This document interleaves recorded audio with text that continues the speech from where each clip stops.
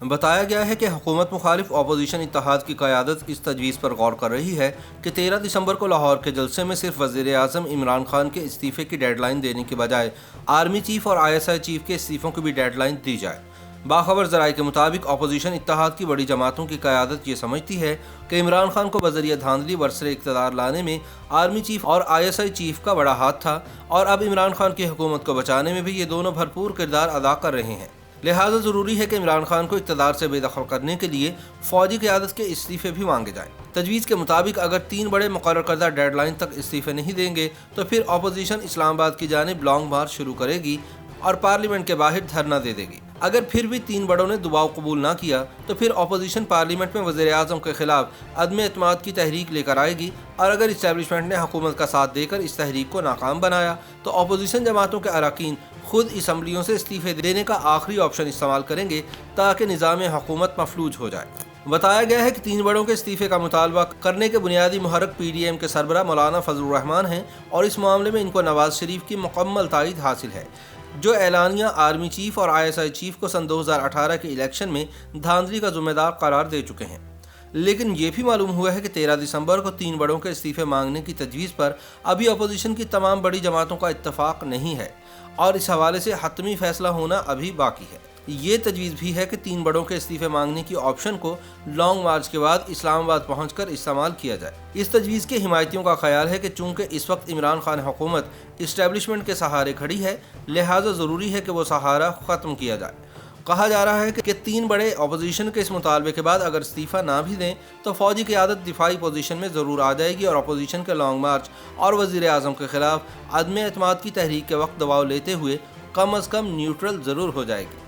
تاہم 3 بڑوں کے استعفوں کی تجویز کے مخالف رہنماؤں کا کہنا ہے کہ بالآخر عمران خان کو وزارت عظمیٰ سے نکالنے کے لیے بنیادی کردار اسٹیبلشمنٹ نہیں ادا کرنا ہے، اور حکومت کے اما پر بھی آخر میں مذاکرات فوجی قیادت ہی کرتی ہے، لہٰذا آرمی چیف اور ISI چیف کو ناراض کرنا ایک غلطی ہوگی۔ تاہم نواز شریف اور مولانا کا موقف ہے کہ ماضی قریب میں بھی فوجی اسٹیبلشمنٹ نے اپوزیشن جماعتوں کے ساتھ علیحدہ وعدے کیے جو پورے نہ کیے گئے، لہٰذا ان کی یقین دہانیوں پر اب مزید اعتماد نہیں کیا جا سکتا۔ اب دیکھنا یہ ہے کہ حتمی فیصلہ کیا ہوتا ہے۔ دوسری طرف حزب اختلاف کی جماعتوں کے مشترکہ اتحاد نے حکومت پر دباؤ بڑھانے کے لیے اپنی نشستوں سے مستعفی ہونے کا اعلان کر دیا ہے، جس کے بعد ہر جانب سے سوالات اٹھنا شروع ہو گئے ہیں کہ آیا اس فیصلے پر عمل درآمد ہوگا یا نہیں۔ یہ بھی کہا جا رہا ہے کہ ان کے استعفوں سے نقصان صرف پیپلز پارٹی کو ہوگا، جن کی سندھ حکومت فارغ ہو جائے گی، اور پھر نئے الیکشن کی صورت میں بھی مرکز میں پیپلز پارٹی کی حکومت بننے کی بجائے نون لیگ کی حکومت بننے کے زیادہ امکانات ہیں۔ دوسری طرف یہ بھی ایک حقیقت ہے کہ آصف زرداری اور بلاول بھٹو کی طرح نواز شریف، مولانا فضل الرحمان اور مریم نواز تو کسی اسمبلی کے رکن بھی نہیں، لہٰذا انہیں استعفوں سے کوئی فرق نہیں پڑتا۔ لیکن اہم ترین سوال یہ ہے کہ کیا استعفے دینے سے حکومت کو وہ نقصان پہنچے گا بھی جس کا اپوزیشن کی جانب سے دعویٰ کیا جا رہا ہے؟ سوال یہ پیدا ہوتا ہے کہ کیا ان استعفوں سے حکومت کے لیے اتنا بڑا بحران پیدا ہو جائے گا کہ سسٹم پوری طرح مفلوج ہو جائے اور حکومت کے پاس نئے الیکشن کا راستہ اپنانے کے سوا اور کوئی آپشن باقی نہ بچے۔ پیپلز پارٹی کے چیئرمین بلاول بھٹو کے ترجمان مصطفیٰ نواز کھوکھر کا کہنا ہے کہ ان کے استعفوں سے تمام تر حکومتی سسٹم بیٹھ جائے گا۔ انہوں نے کہا کہ ہمیں کہا جا رہا ہے کہ جمہوری عمل رک جائے گا۔ یہ کیسا جمہوری عمل ہے کہ صحافتی آزادی میں خلل پیدا کر دیا جائے، سپریم کورٹ کے جج کو مثال بنا کر باقی عدلیہ کے سامنے پیش کیا جائے؟ لہٰذا حکومت کو چاہیے کہ بحران سے بچنے کے لیے انتخابات پہلے کروا دے۔ جہاں تک پاکستان پیپلز پارٹی کی بات ہے تو PDM کے منگل کے روز ہونے والے اجلاس میں پہلے ان کا موقف یہی رہا کہ استعفیٰ آخری ہوگا، لیکن بعد میں جماعت کی طرف سے PDM کے مشترکہ فیصلے کی حمایت میں پیپلز پارٹی نے بھی استعفے دینے کا اعلان کر دیا۔ اس حوالے سے پلڈاٹ کے صدر احمد بلال محبوب کا کہنا ہے کہ انتخابات سے 3 سال پہلے ایسا انتہائی قدم اٹھانا اور اپنے سیاسی آپشن ختم کرنا ایسی جماعت کے لیے جو ایک صوبے کی حکومت میں ہے بہت ہی مشکل ہوگا۔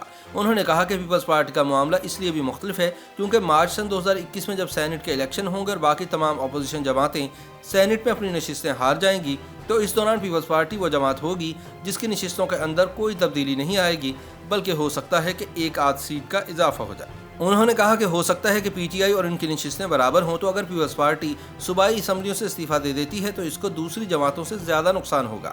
اگر ماضی کو دیکھا جائے تو اس دوران سیاسی جماعتوں نے اسمبلیوں سے استعفے دینے کی دھمکیاں تو دی، مگر اس پر عمل درآمد کے حوالے سے نتائج منقسم رہے اور دیکھنے میں آیا اس عمل کو زیادہ کامیابی نہیں ملی۔ सन 2007 में परवेज मुशर्रफ ने सदर बनने के लिए दोबारा इलेक्शन करवाए तो इस मौके पर सियासी जमातों ने ऑल पार्टीज डेमोक्रेटिक मूवमेंट यानी APDM के तहत यकजा होकर इस्तीफे देने का ऐलान किया, लेकिन अहमद बिलाल महबूब के बकौल इन्हीं मुश्तरका जमातों में से एक पीपल्स पार्टी पीछे हट गई थी। वो कहते हैं कि बाकी जमातों ने तो इस्तीफा दे दिया लेकिन इसका फ़ायदा नहीं हुआ। पीपल्स पार्टी के पीछे हट जाने और असम्बली में मौजूद होने के बाद मुशर्रफ के इंतखाबात की साख और मजबूत हो गई, जो ना हो पाती अगर तमाम सियासी जमातें एक साथ इस्तीफा दे देती। इस दौरान मुत्तहिदा मजलिस अमल के अंदर भी फूट पड़ गई और बाद में वो भी अलहदा हो गई। MMA से मुंसलिक जमीयत उलमा इस्लाम की खैबर पख्तूनख्वा में हुकूमत थी और उन्होंने इस्तीफे देने से इनकार कर दिया ताकि इनकी हुकूमत कायम रहे। उन्होंने कहा कि ऐसी सूरत हाल का फ़ायदा हुकूमत को होता है क्योंकि इनकी कोशिश होती है कि सब जमातें एक साथ इस्तीफे ना दें और बाज रहें। पिलडैट के सरबराह अहमद बिलाल महबूब सन 2014 की मिसाल देते हैं, जब तहरीक इंसाफ ने कौमी असम्बली से इस्तीफे दिए लेकिन वो मंजूर नहीं हुए। बाद में उन्होंने अपने इस्तीफे वापस ले लिए। तजियाकार सुहेल वड़ाइच कहते हैं कि इस वक्त तमाम लड़ाई इस बात पर है कि हुकूमत और फौज ताकत का इस्तेमाल कर रहे हैं। अपोजिशन रियासत और हुकूमत के दरमियान इस गठजोड़ को तोड़ना चाहती है। अब रियासत या तो गैर जानिबदार हो जाए या फिर इनके साथ हो जाए। उन्होंने कहा कि इस्तीफे देने से पार्लिमान और हुकूमत का काम रुक जाता है। जब ये इस्तीफे देंगे तो इससे जमहूरी अमल रुक जाएगा। जब पार्लिमान में आधे हिस्से की नुमाइंदगी ही नहीं होगी तो एक कौमी बहरान पैदा हो जाएगा। लेकिन पूछने वाला सवाल ये भी है कि क्या इस्तीफे हुकूमत को इतना बड़ा नुकसान पहुंचा सकेंगे? 9 दिसंबर के रोज़ PDM का इजलास खत्म होने से कुछ घंटे पहले वज़ीर आज़म इमरान खान ने सहाफ़ियों से गुफ्तगू के दौरान कहा कि अगर हिज़्ब इख्तिलाफ की जमातों ने इस्तीफे दिए तो वो फ़ौरन खाली नशिस्तों पर इंतखाबात करवा देंगे। लेकिन सुहेल वड़ाइच का कहना है कि यह खासा मुश्किल होगा।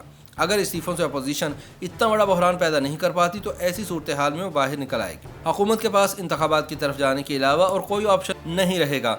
ज़िमनी इंतखाबात इसका हल नहीं है। ज़िमनी इंतखाबात इतने बड़े पैमाने पर नहीं हो सकते, फिर सिर्फ आम इंतखाबात ही होंगे। उन्होंने कहा कि लॉन्ग मार्च से पहले हुकूमत और सियासी जमातों के दरमियान बातचीत के इम्कानात हैं तो इसका इंतज़ार करना चाहिए।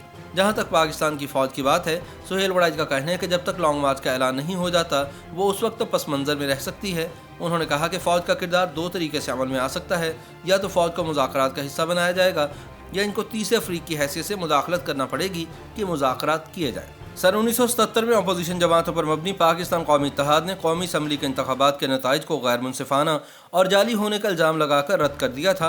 इन जमातों ने उस वक्त के वज़ीर आज़म ज़ुल्फ़िकार अली भुट्टो से इस्तीफ़ा तलब किया और जब उन्होंने नए इंतखाबात करवाने की हामी भरी तो वो उनके साथ मुज़ाकरात पर आमादा हुए। मगर इस शोरिश के नतीजे में पैदा होने वाले बहरान का फ़ायदा उठाकर उस वक्त के आर्मी चीफ जनरल ज़िया उल हक़ ने भुट्टो हुकूमत को बरतरफ करके मार्शल लॉ लगा दिया था।